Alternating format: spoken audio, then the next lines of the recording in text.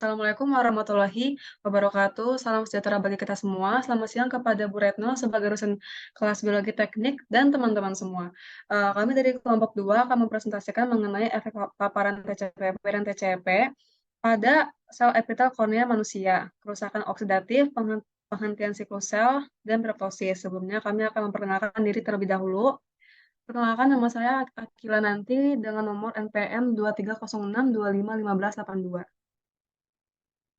Perkenalkan, nama saya Nora Banza Desti dengan NPM 2306211925. Perkenalkan, nama saya Sabina Tafatin dengan nomor NPM 2306168984. Perkenalkan, nama saya Argata Tukali Dewi Tagalung dengan nomor NPM 2306168945. Perkenalkan, nama saya Siti Fauzia Putri Berasanjoyo dengan nomor NPM 2306242962. Organophosphorus Flame Retardants atau OPFRS adalah salah satu bahan anti-api yang paling sering digunakan karena kestabilannya dan juga harganya yang murah. OPFRS ini biasa digunakan di furnitur, barang elektronik, barang plastik, dan juga bahan tekstil. Maka dari itu, OPFRS ini banyak ditemukan di mana-mana.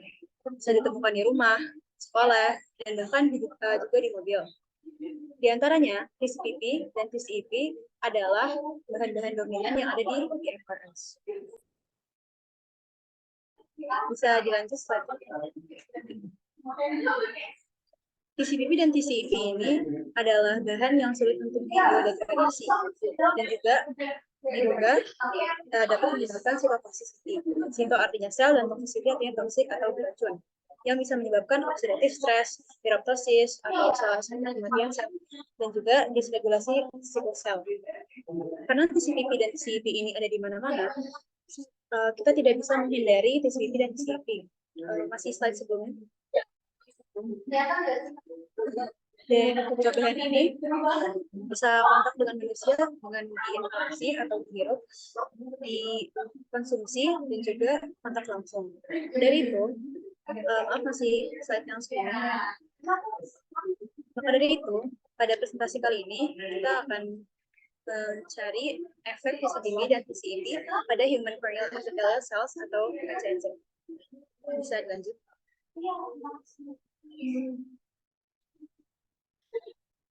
Untuk bahan-bahan yang digunakan, ada DMEM-F12, ada fetal bovine serum atau FPS, ada fosfat buffer cellin atau PBS yang berguna untuk mencegah pepecahan sel karena osmosis.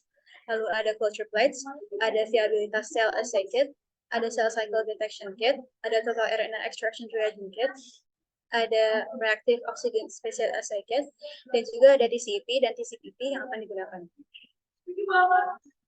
Untuk selanjutnya bisa dilanjut oleh Bapak. Baik, selanjutnya saya akan menjelaskan tentang sel culture and treatment. Research kali ini menggunakan sel kornea mata dengan sel dikulturkan menggunakan DMEM atau Dual Backbone Modified Ingo Media, di mana berfungsi sebagai medium di dalam kultur sel. Ia mengandung essential nutrients, vitamin, amino acid, dan garam yang berguna untuk pertumbuhan sel dan proliferation, dan menggunakan 1% antibiotik antimikotic solution yang berguna untuk mencegah kontaminasi bakteri dan jamur. Lalu menggunakan EGF atau epidermal growth factor sebanyak 10 nanogram per mililiter yang dikulturkan di dalam suhu yang konstan yaitu 37 derajat Celcius, di mana sel akan dipindahkan setiap 2 hari selama fase pertumbuhan eksponensial hingga 13 kali pemindahan.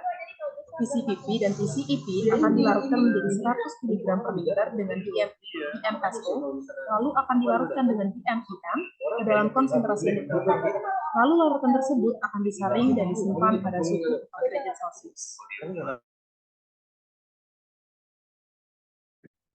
Selanjutnya, ada keberlangsungan dan morfologi sel. Setelah ditanam pada sebuah piring berlubang, 96 atau 100 dengan kepadatan 1 dikali 10 pangkat 4 sel per mililiter, HCCS dikumbasi pada suhu 37 derajat hingga menempel pada dinding. HCCS dicuci dengan PBS, kemudian terpapar dengan berbagai konsentrasi medium yang mengandung TCPP dan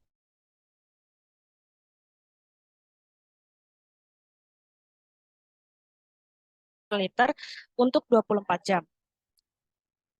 Morfologi sel diamati dan difoto dengan pembesaran 200 kali menggunakan mikroskop terbalik. Dan viabilitas sel diukur dengan kit uji CCK8 berdasarkan petunjuk produsen. Nilai absorpsi diukur dengan pembaca mikroplat pada panjang gelombang 450 nanometer. Berdasarkan hasil praeksperimental dan signifikasi praktis, TCPP 20 mg per liter dan TCEP 20 mg per liter sebagai konsentrasi paparan individu dan konsentrasi gabungan dari kedua OPVR dipilih sebagai TCPP 20 mg per liter dan TCEP 20 mg per liter.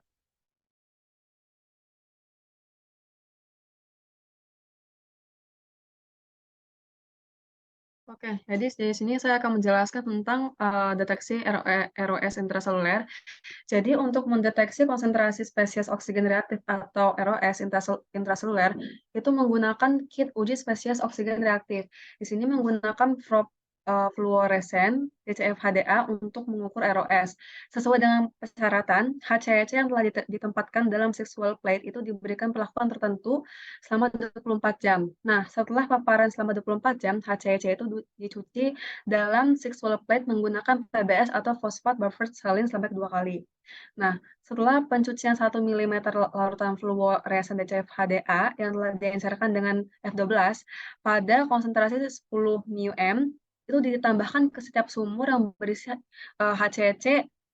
Lalu selanjutnya inkubasi itu dilakukan pada suhu 37 derajat Celcius selama 20 menit. Nah, lalu HCC yang telah diinkubasi dengan perfluoresen itu dicuci kembali menggunakan media basal F12 sebanyak 2 kali. Nah, setelah pencucian terakhir, tripsin itu ditambahkan ke sumur untuk mencerna HCEC. Lalu HCEC dikumpulkan untuk mendeteksi tingkat ROS dengan menggunakan alat flow cytometry. Nah, alat ini itu bekerja dengan cara mengalirkan sel atau partikel satu persatu melalui aliran cairan dan kemudian mengukur berbagai parameter selama proses aliran tersebut. Nah, jadi intensitas fluoresensi rata-rata atau MFI ROS pada setiap kelompok itu mendapatkan pelakuan itu dinyatakan sebagai persentase dibandingkan dengan kelompok kontrol sebagai unit standar dalam perangkat lunak pengolah data. Oke, jadi eksperimen ini itu bertujuan untuk mengukur tingkat ROS intraseluler pada HCEC setelah diberikan perlakuan tertentu menggunakan probe fluoresen DCF-HDA dan flow cytometry. Jadi tingkat ROS ini tuh dapat memberikan wawasan tentang respon seluler terhadap berbagai perlakuan. Sini saya akan menjelaskan tentang science site atau uji sikusel. Uji sikusel adalah sebuah eksperimen yang digunakan untuk memahami dan menganalisis bagaimana sel-sel melakukan pembelahan sel dalam berbagai tahap sikusel. Nah, dalam uji sikusel, sel-sel ini biasanya diberikan perlakuan tertentu, seperti paparan terhadap zat kimia atau obat-obatan tertentu. Nah, pada percobaan kali ini digunakan zat kimia berupa etanol anhidrat. Pertama, mengencerkan etanol anhidrat dengan air deionisasi sehingga konsentrasinya menjadi 70%. Kemudian, HCEC atau Human Corneal Limbal Epithelial Cells dicuci menggunakan PBS atau larutan yang memiliki komposisi yang dirancang untuk menyangga pH larutan sehingga menjaga kestabilitasannya, yang sudah dipanaskan sebanyak 2 kali dan dicerna dengan tripsin untuk menyiapkan suspensi sel. Kemudian, disentrifugasi 2 kali. Sentrifugasi sendiri merupakan metode yang digunakan untuk memisahkan komponen-komponen yang berbeda dalam suatu larutan. Nah, selanjutnya, sel-sel disuspensi kembali menggunakan etanol anhidrat 70% yang sudah didinginkan lalu disimpan dalam suhu 4 derajat Celcius selama semalaman. Langkah selanjutnya adalah menambahkan 100 mikroliter larutan RNase A atau enzim yang bertanggung jawab untuk menghancurkan dan menguraikan molekul-molekul RNA ke dalam suspensi sel yang kemudian dicampurkan secara merata. Kemudian kita merendam dalam air hangat selama 30 menit. Langkah selanjutnya adalah menyampurkan 400 mikroliter larutan pewarna PI ke dalam suspensi dan inkubasikan pada suhu 4 derajat Celcius dalam kegelapan selama 30 menit. Setelah perlakuan tersebut selesai, fluoresensi merah atau fenomena ketika suatu materi menyerap cahaya pada panjang gelombang tertentu dan kemudian akan memancarkannya kembali pada gelombang yang lebih panjang akan dideteksi oleh flow cytometer pada panjang gelombang 488 nanometer. Nah, data yang sudah didapat akan dianalisis dan diproses menggunakan perangkat lunak bernama FlowJo 10.4. Baik, selanjutnya saya akan menjelaskan tentang foto ekstraksi dari RNA, sintesis di DNA, dan kuantitatif real-time PCR analysis. RNA yang terkena paparan selama 24 jam akan diekstraksi menggunakan metode Trizo. Konsentrasi dan kemurnian dari RNA akan diukur menggunakan nanofotometer. Sintesis transkripsi cDNA diperlukan untuk sistem PCR gradient dengan kondisi 50 derajat Celcius selama 15 menit, 75 derajat Celcius selama 5 menit, dan dihentikan pada 4 derajat Celcius terakhir. Konsentrasi cDNA akan diatur menjadi 10 nanogram per mikroliter dengan mengencerkan 20 mikroliter dari sistem transkripsi balik dengan air di EPC. Real-time PCR akan dilakukan dengan kit campuran master qPCR hijau SYDR dengan kondisi suhu yang dipertahankan 95 derajat selama 10 menit, diikuti oleh 40 siklus termasuk 90 derajat Celcius selama 15 detik, dan 60 derajat Celcius selama 1 menit. Boleh next slide? Sorry. Data yang didapatkan akan dihitung dengan metode 2 delta CT atau metode yang untuk membandingkan perubahan relatif dalam ekspresi gen antara sampel eksperimen dengan sampel kontrol. Dengan gen referensi internal beta aktin sebagai kontrol untuk normalisasi tingkat ekspresi relatif gen target. Selanjutnya ada analisis statistikal, dapat dilihat dari grafik A dan B. Untuk sudut X itu ada konsentrasi TCPD, dan untuk semuanya ada di kontrol viabilitas sel atau jumlah sel pada sampel. Dapat dilihat untuk TCPP 50 itu sudah mulai menurun viabilitas selnya. Lalu untuk grafik C dan D, untuk sudut X-nya ada konsentrasi TCP, dan pada grafik C dan D itu mulai menurun viabilitas selnya pada TCP 500. Bisa di next.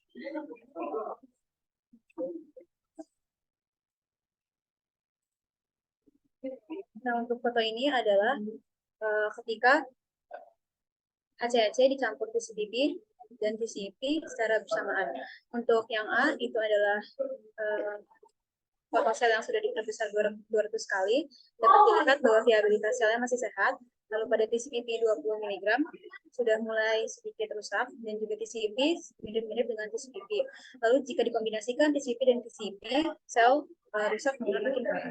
Dan untuk E-nya bisa dilihat grafik viabilitas selnya. Untuk TCP menurun dan TCP juga menurun, namun TCP dan TCP dikombinasikan itu menurun lebih jauh. Boleh next slide?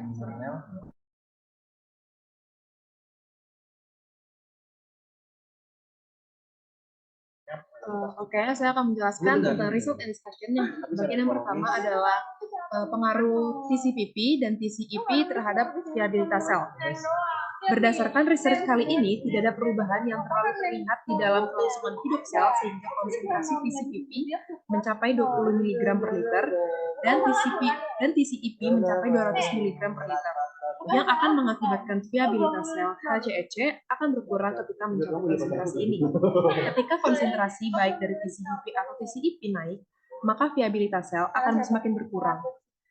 50% atau LC50 dari jumlah sel dapat mati dalam konsentrasi TCPP 407,3 mg per liter dan TCEP 707,7 mg per liter. Dan ini membuat satu poin, yaitu HCEC resisten terhadap TCEP. Dalam percobaan selama 24 jam, viabilitas sel menunjukkan grafik sebagai berikut. Boleh dimundurin slide-nya. Baik, saya akan menjelaskan tentang ada di gambar 2, di mana viabilitas sel kontrol masih dalam bentuk yang normal dan pelekatannya ke dinding masih baik. Untuk TCPP 20 mg per liter dan TCEP 20 mg per liter tidak menghambat viabilitas sel secara signifikan. Hal ini bisa dilihat dari gambar 2E di dalam diagram ini, di mana angka TCPP dan TCEP berada di angka sekitar 87%. Namun untuk paparan sel gabungan antara TCPP 20 mg per liter dan TCEP 20 mg per liter akan menghambat viabilitas sel yang lebih signifikan. Berdasarkan data, penggunaan TCPP yang lebih rendah lebih mudah untuk menurunkan viabilitas sel, yang dimana berarti TCPP memiliki sifat yang lebih toksik kepada sel HCEC.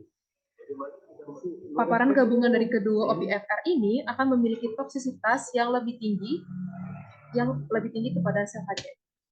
Baik, bisa dilanjutkan.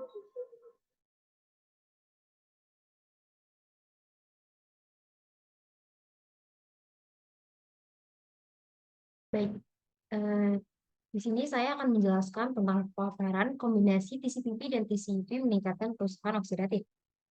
Reaktif oksigen spesies atau ROS merupakan hal yang penting untuk transduksi sinyal intraseluler dan respon terhadap stres. Tapi setelah terstimulasi oleh faktor eksternal, mereka dapat diproduksi secara berlebihan dan menyebabkan kerusakan oksidatif, yang bertanggung jawab atas kematian sel dalam tubuh manusia. Nah, TCPP dan TCP inilah yang berperan dalam menghasilkan ROS yang berlebihan, sehingga mempercepat kerusakan oksidatif dalam sel-sel. Hal ini diuji dengan probe fluoresen DCFHDA atau zat kimia yang digunakan dalam eksperimen biologi sel dan molekuler untuk mendeteksi tingkat produksi reaktif oksigen spesies atau ROS dalam sel. Nah, diujinya menggunakan flow cytometry. Kemudian, ketika HCEC atau Human Corneal Limbal Epithelial Cells, sel epitel yang terdapat pada limbus kornea atau yang berada pada area tepi mata yang sangat penting untuk menjaga dan memelihara kornea mata terpapar dengan TCPP20 dan TCP20, itu sebenarnya tidak menunjukkan perubahan yang signifikan.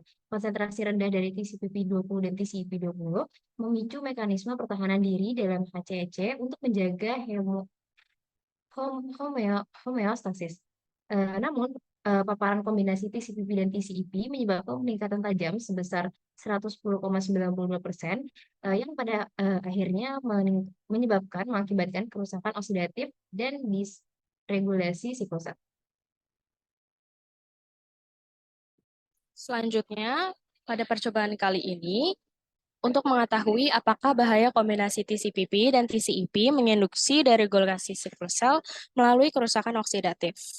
Pada percobaan kali ini, peneliti membuktikan bahwa ketidakmampuan TCPP dan TCEP untuk mengganggu siklus sel dari beragam sel dalam konsentrasi yang relatif rendah. Pada percobaan kali ini, TCPP dan TCEP dapat mengakibatkan siklus sel menjadi berhenti dan juga akan ada masalah dengan membuat siklus sel berhenti. Dan pada percobaan kali ini, untuk mengetes apakah TCPP dan TCEP akan lebih mengganggu siklus sel dibandingkan dengan ROS.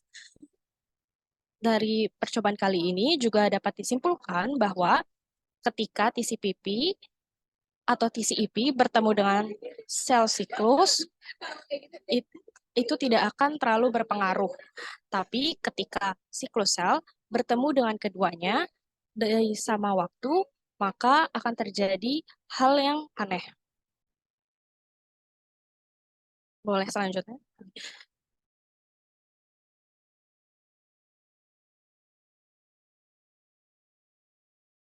Kemudian, siklus sel ini diibaratkan seperti penari di mana siklins, CDKs, P27 dan P21 adalah controller dari siklus sel ini. Namun, pada satu spesifik grup yang mengarah pada TCEP, yaitu siklin D1 dan CDK4, itu berubah dengan sangat cepat. Siklins dan CDKs sangat penting dari bagaimana kebiasaan siklus sel itu terjalan. Kemudian, sesuai dengan hasil uji siklus sel, karena siklus sel diatur oleh siklin dan kinasa tergantung siklin CDK, yang dikendalikan oleh inhibitor kinasa tergantung siklin P27 dan P21, gen-gen ini hampir tidak menunjukkan perubahan yang dapat diukur oleh kelompok TCPP20 dan TCEP20. Selanjutnya, hal ini berarti TCPP20 dan TCEP20 ketika dikombinasikan bersama dan ada pada suatu siklus sel, ada beberapa gen yang sangat aktif. Dua gen yang dinamakan siklin D1 dan CDK6 menjadi lebih aktif, si clean D1 menjadi 4 kali lebih aktif, dan CDK6 lebih aktif 2 kali dibanding biasanya. Sedangkan gen lainnya seperti CDK2, P21 dan P27 juga lebih aktif. TCP/P20 dan TCP/20 ketika dikomunikasikan bersama itu akan berpengaruh kepada siklus sel. Beberapa gen akan lebih aktif dan membuat siklus sel yang biasanya akan menjadi berubah dan bermasalah, terutama di mata. Hal ini dapat berpengaruh pada kesehatan mata. Kemudian, khususnya P21 sebagai gen downstream dalam jalur P53 dapat menghambat langsung perkembangan siklus sel dengan menekan aktivitas CDKS. Sedangkan P27 akumulasi berlebihnya menonaktifkan kompleks siklin D, CDK4 atau yang CDK6 dan mengakibatkan gangguan dalam perkembangan siklus sel epitel limbal kornea manusia. Oke, lanjut ke paparan TCPP dan TCP yang menginduksi peningkatan regulasi gen terkait pirotosis. Nah, ini tuh menyatakan bahwa paparan bersamaan TCPP dan TCP itu tuh memicu peningkatan gen yang terkait dengan pirotosis. Nah, sebelumnya itu pirotosis itu adalah proses kematian sel yang diprogram terkait dengan peradangan dan respon kekebalan tubuh. Jadi, peningkatan gen yang terkait dengan pirotosis itu tuh menunjukkan bahwa paparan TCPP dan TCP itu tuh dapat menyebabkan kerusakan seluler dan masalah kesehatan potensial. Oke, jadi pada poin pertama itu paparan bersamaan terhadap TCPP dan TCP itu tuh adalah dua jenis bahan penghambat api organofosforus yang itu mengakibatkan peningkatan aktivitas gen yang terkait dengan pirotosis.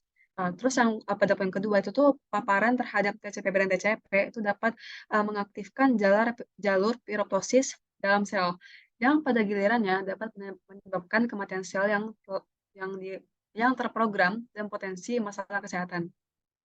Lalu pada poin ketiga, peningkatan produksi ROS dalam sel-sel epitel kornea itu dikaitkan dengan pembentukan dan aktivasi inflamasum NLRP3.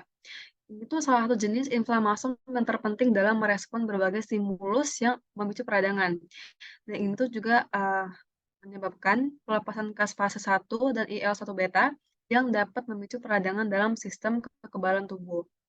Pada poin keempat, gen-gen yang terlibat pada proses pirotosis itu juga dipengaruhi oleh ROS yang dapat menginduksi pirotosis melalui aktivasi caspase 1 dalam sel epitel. Lalu pada poin kelima, selain paparan bahan kimia, gangguan pada siklus sel itu juga dapat menjadi penyebab pirotosis karena regulator siklus sel terlibat dalam proses kematian sel yang diprogram. Boleh next slide? Oke, pada poin ke-6, paparan kombinasi TCPP 20 dan TCP 20 ini menyebabkan peningkatan signifikan pada aktivitas gen-gen terkait pirotosis, termasuk NLRP3, caspase 1, IL-1 beta, dan IL-18, dan GSD-MD. Nah, di sini tuh ada grafik, yang itu hasil dari ekspresi mRNA dari controller tersebut. Nah, ini tuh banyakkan tingkatan dari grafiknya itu tingginya itu ada di TCPP dan TCP 20. Nah, penelitian itu menunjukkan bahwa paparan tunggal TCPP 20 atau TCP 20 hanya menyebabkan perubahan yang tidak signifikan pada gen-gen terkait pirotosis. Tetapi paparan kombinasi TCPP 20 dan TCP 20 merangsang jalur pirotosis secara lebih efektif. Nah, pada poin ke-8, mekanisme ini berperan sebagai faktor inisiator dalam patogenesis mata kering dan memerlukan investigasi lebih lanjut untuk pemahaman lebih mendalam. Jadi masih ada investigasinya itu masih lebih lanjut. Boleh next slide.